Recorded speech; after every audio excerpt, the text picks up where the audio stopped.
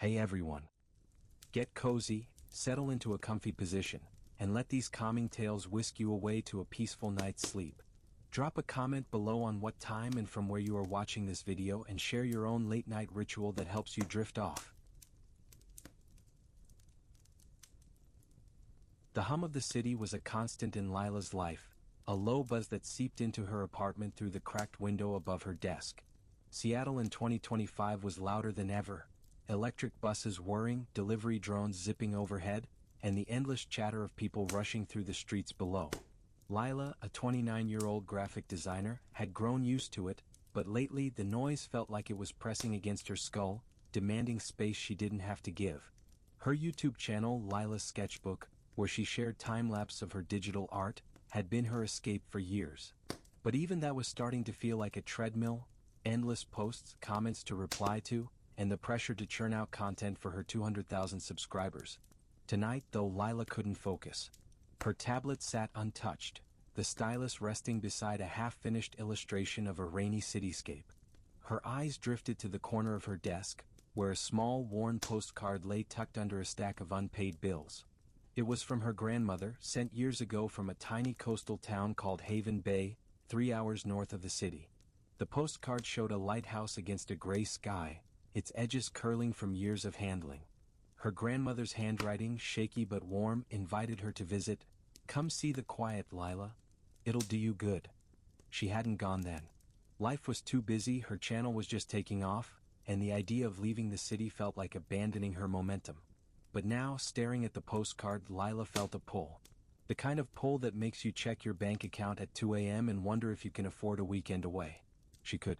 Barely. By morning, Lila had booked a bus ticket to Haven Bay.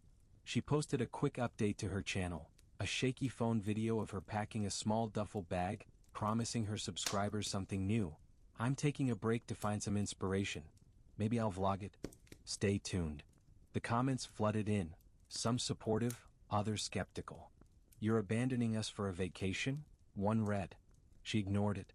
For once, this wasn't about them.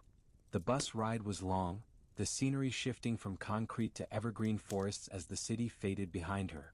Haven Bay was smaller than she'd imagined, a cluster of weathered buildings hugging a rocky shoreline. The air smelled of salt and pine, and the silence was so deep it felt like a presence. Lila checked into a small inn run by a woman named Margie, who had a laugh like a foghorn and handed her a key to a room with a view of the harbor. That night, Lila set up her phone to record a vlog, capturing the gentle lap of waves against the docks. She didn't have a script, just a feeling. "This place is different," she said into the camera, her voice softer than usual. "It's like the world slows down here. I don't know what I'm looking for, but I think I need this." She stopped recording, unsure if she'd even post it. It felt too raw, too unlike her usual polished content. The next morning, Margie pointed her toward a trail that wound through the cliffs above the town. Lila brought her sketchbook, not her tablet, but the old paper one she hadn't touched in years. The trail was steep, the wind sharp with salt, but it led to a bench overlooking the ocean. She sat, sketching the horizon, the lighthouse from the postcard looming in the distance. For the first time in months, her hands moved without second-guessing every line. No notifications, no deadlines. Just the scratch of pencil on paper. A man appeared on the trail, maybe a few years older than her, carrying a thermos and a book. He introduced himself as Ezra, a local who ran a small bookstore in town. "You're the artist, right?" he said, nodding at her sketchbook. "Margie mentioned you." Lila laughed, surprised at how fast news traveled in a place like this. They talked about the town, about how he'd left a tech job in Portland to take over his dad's shop, about how the quiet could be both a gift and a weight.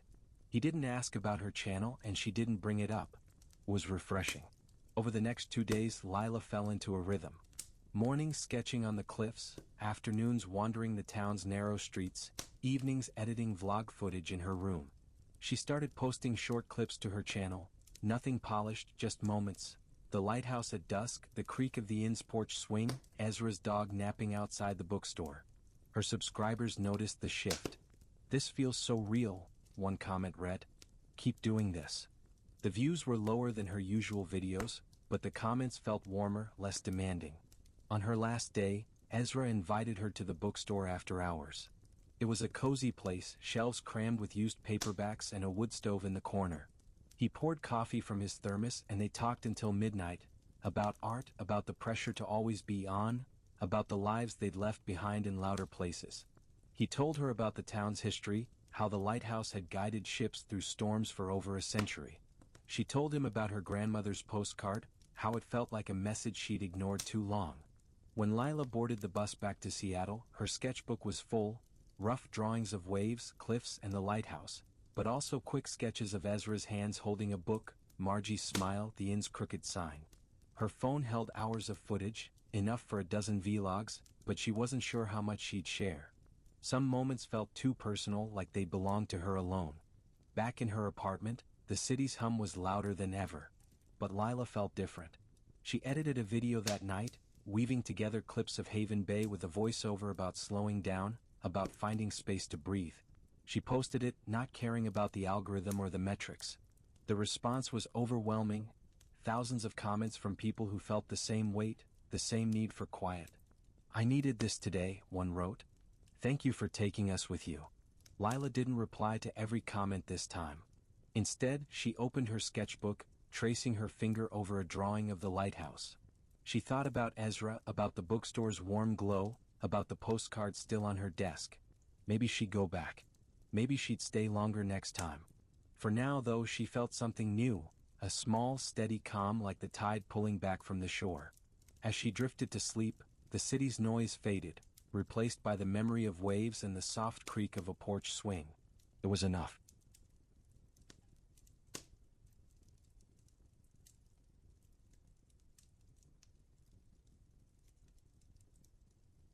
In 2032, the world felt like a machine running on fumes. Cities like Denver were patchwork hubs of old brick buildings and sleek, automated towers, their streets alive with the hum of electric scooters and the faint glow of hollow ads flickering in the dusk. Mara, a 32-year-old audio engineer, lived in a cramped loft above a retro diner, her life a blur of freelance gigs and late-night uploads to her YouTube channel, Echo Haven. Her 150,000 subscribers tuned in for her ambient soundscapes, recordings of rain on asphalt, wind through abandoned factories, or the rare, unfiltered silence of forgotten places. In a world where noise was constant, Mara's work was a quiet rebellion. Lately, though, her creativity had stalled. The city's pulse, drones delivering packages, AI assistants chirping from every corner, felt like it was drowning her. Her latest video, a loop of static from an old radio tower, barely cracked 10,000 views. The comments were kind but restless. "This feels off, Mara. Where's the spark?" She didn't have an answer. Her microphones, usually her lifeline, sat untouched on her desk next to a dusty letter from her brother, Sam, who'd moved to a remote research outpost in the Rockies 2 years ago. The letter was brief, almost cryptic. "There's something out here, Mara. Signals we can't explain. Come record them." She'd brushed it off then, too busy, too tethered to her routine. But now, staring at the letter, she felt a tug. A reason to leave. Mara booked a seat on an automated shuttle to the outpost, a 6-hour ride through highways lined with solar farms and skeletal wind turbines. She posted a quick update to her channel, filming herself packing a mic, a portable recorder, and a worn jacket. "I'm chasing a sound," she said, her voice steady but curious. "Something my brother found. I'll share what I can." The comments lit up. Her audience loved a mystery. "Is this an ARG?" one asked. "Give us the vibes, Mara," another wrote. She smiled but didn't reply. This wasn't for them, not yet. The outpost was a cluster of modular pods nestled in a valley, surrounded by pines and jagged peaks. Sam met her at the shuttle stop, his face leaner than she remembered, his eyes bright with something she couldn't place. Excitement, maybe, or exhaustion. "You came," he said, pulling her into a hug. He was a researcher studying atmospheric anomalies, but he talked like a poet, describing faint radio signals the outpost had picked up, ones that didn't match any known frequency. "They're not human," he said, leading her to a lab filled with monitors and humming equipment. "But they're not random either. They feel alive." That night, Mara set up her gear on a ridge above the outpost, her mic pointed at the sky. The air was crisp, the stars sharp against the dark. She recorded for hours, capturing the wind, the distant howl of a coyote, and then something else. A low, pulsing hum, like a heartbeat carried on the breeze. It wasn't mechanical, not quite organic either. Her headphones crackled and she shivered, not from the cold. She played it back, her recorder's screen glowing faintly. It was real. Over the next 2 days, Mara and Sam worked together, tracking the signal's patterns. It came and went, strongest at night, fading by dawn. Sam's team had theories: cosmic interference, a glitch in old satellite tech, but Mara didn't care about explanations. She cared about the sound. She spent hours on the ridge, recording, tweaking her equipment to isolate the hum. Between sessions, she wandered the outpost, filming short clips for her channel. The lab's cluttered desks, the glow of solar panels, Sam's lopsided grin as he explained signal triangulation. She kept the hum to herself though. It felt too fragile to share. One evening she met Aisha, a climatologist at the outpost who'd been there longer than Sam. Over coffee in a mess hall that smelled of instant noodles, Aisha told her about the valley's history, a place where miners once listened for the Earth's secrets, where indigenous tribes had stories of voices in the wind. "Maybe you're hearing what they did," Aisha said, her voice calm but serious. Mara nodded, unsure what to believe but feeling the weight of it all. She recorded their conversation, her mic tucked discreetly on the table, capturing Aisha's words alongside the faint clink of mugs. On her last night, Mara climbed the ridge alone. The signal was stronger, almost melodic, weaving through the natural sounds of the valley. She sat cross-legged, her recorder running, and let herself listen, not as an engineer but as someone small in a vast world. For the first time in years, she didn't feel the urge to check her phone or plan her next upload. The hum was enough. Back in Denver, the city's noise hit her like a wave. But Mara was different now. She spent days editing her footage, blending the hum with her recordings of the valley, wind, coyotes, Aisha's voice. The final video was unlike anything she'd posted before. Raw, unpolished, with a voiceover that didn't explain the signal, only described how it felt. "It's like the world is whispering," she said. "And for once, I'm just listening." She posted it, expecting a quiet response. Instead, it exploded, 500,000 views in a week, comments flooding in. "This gave me chills," one read. "It's like you found something ancient." Some called it a hoax, others begged for more. Mara read them but didn't reply. She was already planning her next trip to the outpost, her mic packed, her mind on the hum. That night, as she lay in bed, the city's drone faded into the background. She closed her eyes, imagining the valley, the stars, the signal pulsing through the dark. It was a sound she'd carry forever, a reminder that some things didn't need to be understood, just heard.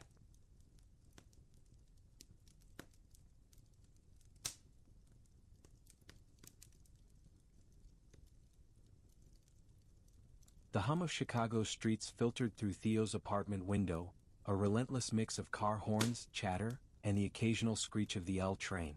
It was June 2025, and the city pulsed with life, electric bikes weaving through traffic, digital billboards flashing ads for AI assistants, and the constant ping of notifications from Theo's phone.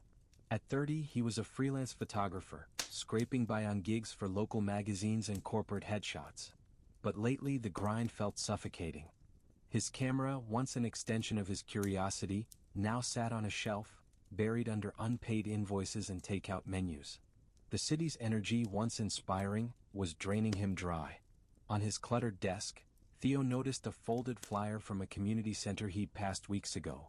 It advertised a stillness project in Door County, Wisconsin. A weekend retreat focused on mindfulness, no tech allowed, just 4 hours north by car. The idea had seemed impractical then. He had deadlines, clients, a life tethered to his laptop.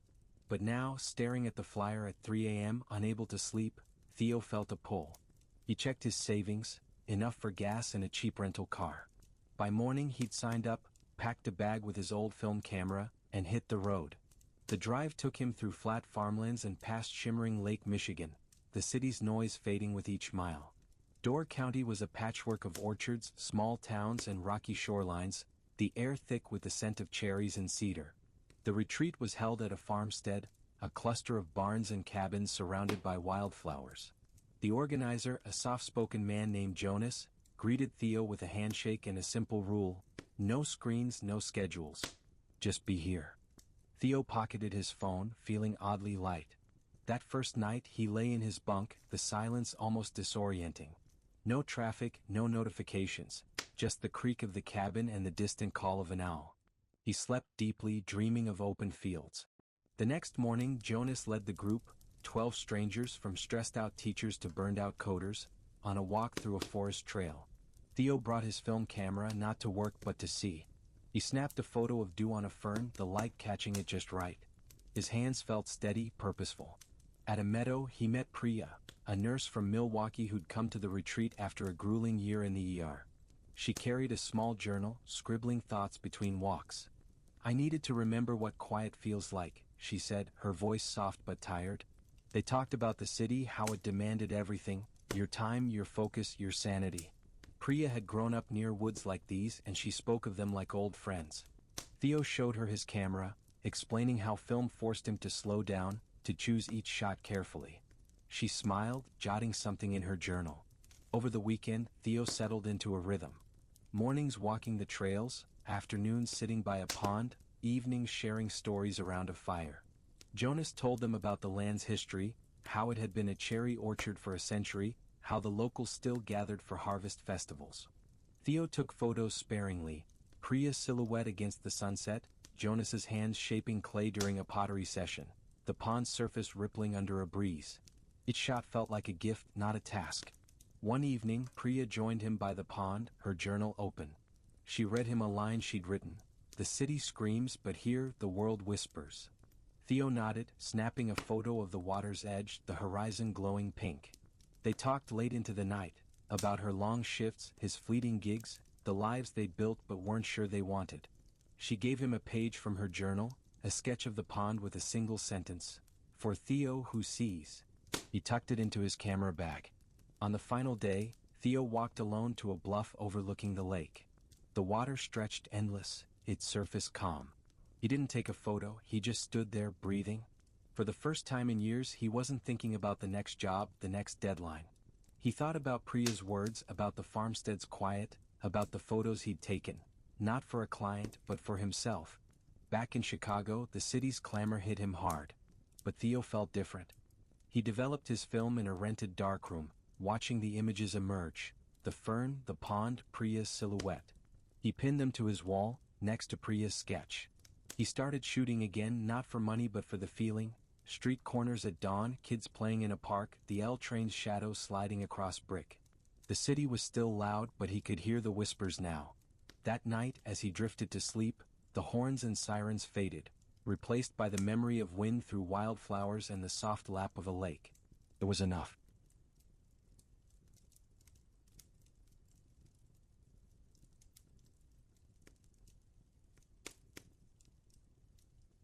The air in Atlanta was thick with summer heat, the kind that clung to your skin and made the city's pulse feel heavier. It was June 2025, and the streets thrummed with life, electric scooters zipping past, hollow ads glowing above storefronts, and the constant chatter of pedestrians weaving through Midtown. Cale, a 34-year-old data analyst, lived in a high-rise apartment where the hum of the city never stopped. His days were a blur of spreadsheets, virtual meetings, and the pressure to optimize everything. His work, his sleep, his life. But lately the numbers on his screen felt meaningless, and the city's energy, once a spark, was burning him out. His apartment, sterile and efficient, offered no relief.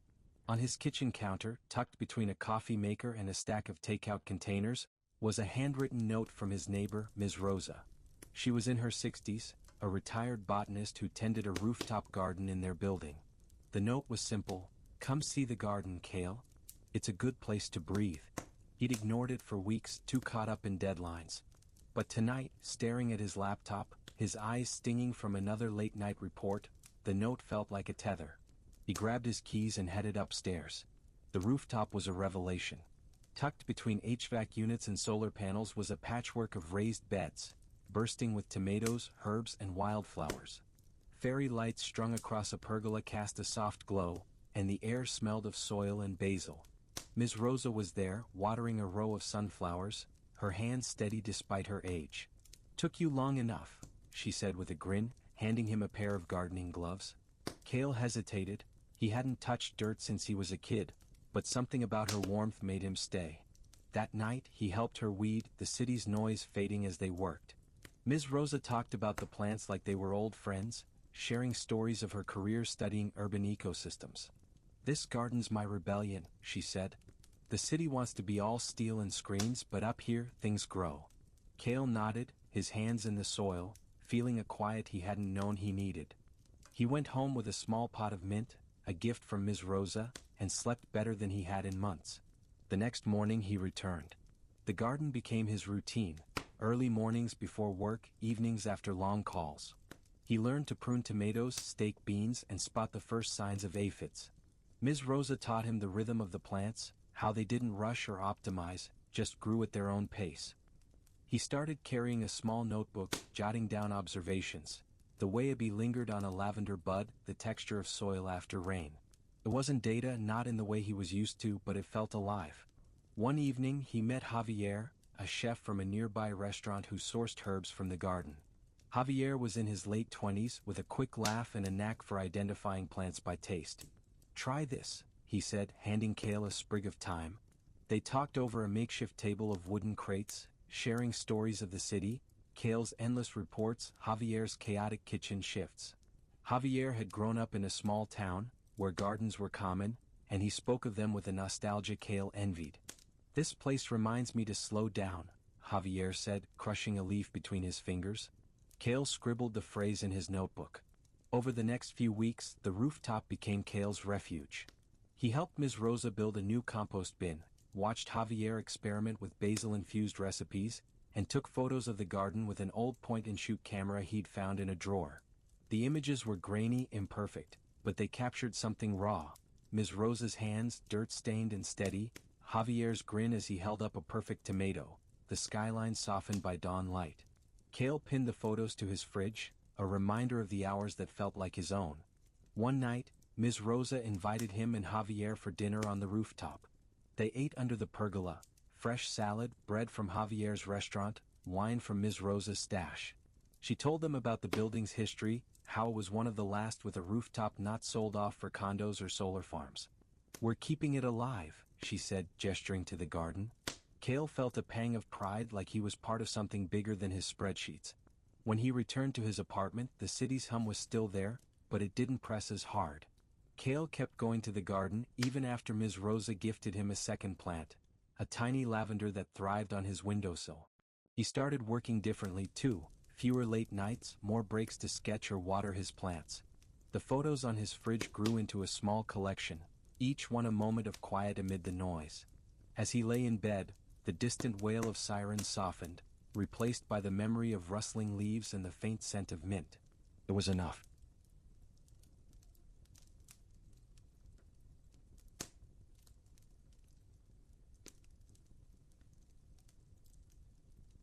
The city's pulse was a constant for Elara, a low thrum of traffic and voices that seeped through the walls of her San Francisco apartment. She was a 31-year-old marine biologist, her days spent analyzing data from ocean sensors, her nights hunched over reports in a studio cluttered with seashells and tide charts. The work used to thrill her, tracking currents, mapping coral health, but lately, it felt like chasing numbers that never added up. The city's rush, its endless stream of notifications and neon, was wearing her thin. She craved something quieter, something real. On her desk, next to a flickering monitor, was a small, salt-stained journal her mentor had given her years ago. Inside was a note about a tidal pool survey on the Mendocino coast, a project her mentor had loved but never finished. "Go see the pools, Elara," the note read. "They'll remind you why you started." She'd ignored it for too long, buried in deadlines. But tonight, her eyes heavy from another sleepless night, the journal called to her. She booked a rental car and a cheap motel room, packing only her field kit, a notebook and a pair of boots. The drive north was a blur of redwoods and fog, the city's hum fading as the road curved along cliffs. Mendocino was a sleepy town, its streets lined with weathered clapboard houses and driftwood fences. The motel was basic, but the air smelled of kelp and salt, and Elara felt her shoulders loosen. She set out at dawn, her boots crunching on a rocky trail to the shore. The tidal pools were hidden in a cove, shimmering pockets of life cradled by jagged rocks. Starfish clung to stones, anemones swayed in shallow water, and crabs scuttled through seaweed. Elara knelt, her notebook open, sketching a hermit crab spiral shell. At the cove, she met Elias, a local who called himself a tide keeper. He was in his 40s, with windburned skin and a quiet way of moving, like he belonged to the ocean. He monitored the pools for a community group, noting changes in the ecosystem. "They're fragile," he said, pointing to a cluster of mussels. "But they survive storms, tides, everything." Amara listened, her pencil pausing. They talked as they worked, her about the lab, the data that never felt enough. Him about the coast, how it taught him patience after years in a louder life. He didn't ask about her work and she didn't volunteer much. It was enough to share the cove. Over the next 2 days, Amara fell into the tide's rhythm.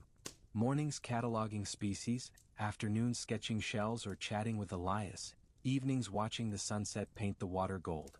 She jotted notes, not just data but impressions, the way a wave curled over a rock, the sound of gulls at dusk.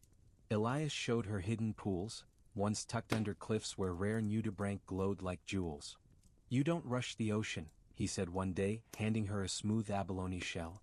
"It moves when it's ready." She tucked the shell into her pocket, its weight a small anchor. One evening they sat on a driftwood log, sharing coffee from Elias's thermos. He told her about the town's history, fishers who'd lived by the tides, storms that reshaped the coast. She shared stories of her mentor, how he'd taught her to see the ocean as a living thing, not just numbers. The conversation drifted like the waves, unhurried, and Amara felt a calm she hadn't known she'd lost. She sketched Elias's hands, calloused from years on the coast, and slipped the page into her notebook. On her last morning, Amara returned to the cove alone. The tide was low, the pools alive with color. She didn't sketch or measure, just sat, listening to the water's soft lap. The ocean didn't care about her deadlines or her doubts. It just was. For the first time in years, she felt part of something bigger, something that didn't demand she prove herself. Back in the city, the noise was sharper, but Amara was different. She kept the abalone shell on her desk, next to her mentor's journal. She worked slower now, weaving her field notes into her reports, finding meaning in the details, a starfish's texture, a tide's rhythm. She taped a photo of the cove to her fridge, a blurry shot from her phone, and thought of Elias, the pools, the quiet. As she lay in bed, the city's hum softened, replaced by the memory of waves and the faint rustle of seaweed. It was enough.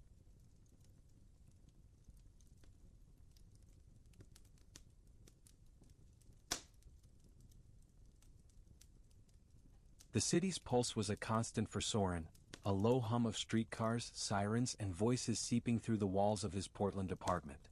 At 28, he was a bookbinder, working in a cramped shop between a vape store and a ramen joint, stitching spines and mending pages for collectors. The work, once a quiet joy, now felt like a treadmill, same books, same repairs, same gray drizzle outside. The city's buzz, once a spark, left him restless, his nights lost to scrolling feeds on his phone, chasing distractions that felt empty. On a shelf above his workbench, under a pile of leather scraps, was a small origami boat, folded from yellowed paper. His uncle Arn, a sailor with a gravelly laugh, had made it during a childhood summer by the Columbia River. "Water's honest," Arn had said, setting the boat afloat. "It carries what you give it." Soren hadn't thought of it in years, but tonight, tracing its brittle creases, he felt a pull. He booked a train to Hood River, an hour east, a town Arn used to mention. He packed a canvas bag with a sketchbook, thermos, a change of clothes, and the paper boat wrapped in a cloth. The train ride was quiet, the world outside a blur of evergreens and fog, the Columbia River glinting like steel. Hood River was small, its streets lined with shingle-roofed buildings and driftwood fences, the air sharp with pine and river mist. At a guest house, Lila, a woman in her 50s with silver-streaked hair, handed him a brass key and a trail map. "The river's worth seeing," she said, eyeing his sketchbook. Soren nodded, eager for the path. That night, he slept to the sound of water lapping the shore, the city's noise gone, and woke feeling lighter. At dawn, he followed the trail to the riverbank, where the Columbia flowed wide and slow, catching the first light. He sat on a basalt rock, sketching the current's curve, the paper boat in his pocket. By the water, he met Hannah, a ceramicist in her early 30s, her hands stained with river clay as she gathered material for her pottery. "You're the book guy?" she asked, smiling. "Lila mentioned you." They talked, him about the rhythm of binding books, her about shaping pots, how the river's clay held stories. She showed him a shard etched with faint, spiraling lines. "The river keeps secrets," she said. Soren sketched it, the lines sharp in his notebook. Over 2 days, Soren fell into the river's rhythm. Mornings he sketched by the water, mist on cliffs, a heron in the shallows. Afternoons he wandered Hood River streets, past a brewery and a bookstore with dog-eared paperbacks. Evenings he sipped tea with Lila, listening to her tales of fissures and storms that reshaped the gorge. Hannah joined him sometimes, sharing chamomile tea and stories of the river's moods. She suggested floating the paper boat. They knelt by the water, Soren tucking a sketch of the river inside the fragile craft. It bobbed, then drifted, vanishing around a bend. Hannah gave him a clay pendant, a disc with a wave etched into it. "For the road," she said, her eyes warm. On his last morning, Soren sat by the river, his sketchbook full, water, Hannah's hands, the shard's lines. He listened to the current's soft rush, feeling part of something bigger. Back in Portland, the city's noise hit hard, but Soren was changed. He wore the pendant, worked slower, savoring the feel of thread through paper. He pinned a river sketch to his wall, next to a photo of Lila's porch. He'd texted Hannah his number. Her reply, a photo of a blue-glazed pot, waited. He might return. As he drifted to sleep, the city's hum faded, replaced by the river's rush and the memory of a paper boat gliding away. It was enough.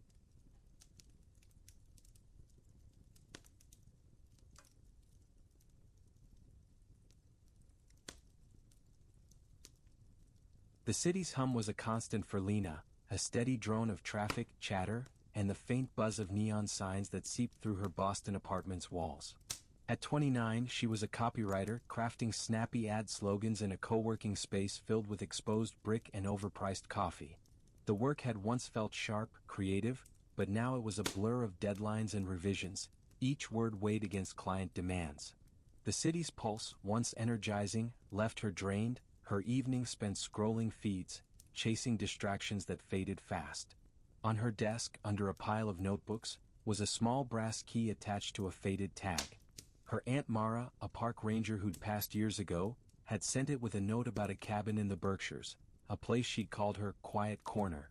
"Visit when you need to breathe," the note read. Lena had ignored it, too caught up in her hustle. But tonight, her eyes burning from another late-night edit, the key felt like a call. She booked a bus to a small town in western Massachusetts, packing a bag with a journal, a thermos, and the key. The bus ride was a slow unwind, the city's concrete giving way to rolling hills and dense forests. The town, Great Barrington, was a cluster of clapboard shops and stone walls, the air crisp with cedar and earth. The cabin, a short walk from the bus stop, was a weathered A-frame tucked in a clearing, its windows glowing faintly in the dusk. Lena turned the key in the lock, the door creaking open to reveal a cozy space, wood stove, quilted couch, and a shelf of Mara's old field guides. She slept that night to the sound of crickets, the city's noise a distant echo, and woke feeling lighter. At dawn, she followed a trail behind the cabin, marked by small lanterns staked into the earth. The path wound through pines to a meadow where wildflowers swayed in the breeze. Lena sat on a fallen log, journaling the scene, the way sunlight caught the dew, the rustle of leaves. Her pen moved freely, unburdened by word counts or client briefs. By the meadow, she met Theo, a carpenter who lived nearby, repairing trails for a local trust. He was in his early 30s, his hands calloused, his voice soft but steady. "You're Mara's niece?" he asked, noticing her journal. She loved this path. They talked as he worked, clearing brush, her about the grind of writing ads, him about crafting furniture, how it told stories if you listened. He showed her a lantern he'd carved, its edges worn smooth. "These mark the way," he said. Lena jotted it down, her journal filling with fragments of the morning. Over 2 days, Lena settled into the forest's rhythm. Mornings, she wrote by the meadow, capturing the flutter of a sparrow or the curve of a fern. Afternoons, she explored the town, its bakery with warm scones, a used bookstore with creaky floors. Evenings, she sat by the cabin's wood stove, reading Mara's field guides, their margins filled with notes about birds and seasons.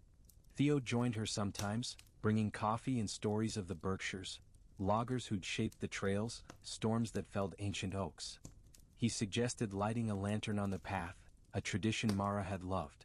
They hung one together, its glow soft against the dusk, and Lena felt a quiet connection, like she was carrying her aunt's light. On her last morning, Lena walked the lantern path alone. The meadow was still, the air cool. She didn't write, just sat, listening to the winds whisper through the pines. The forest didn't care about her deadlines, it simply was. Theo had given her a small carved pendant, a tiny lantern etched into wood.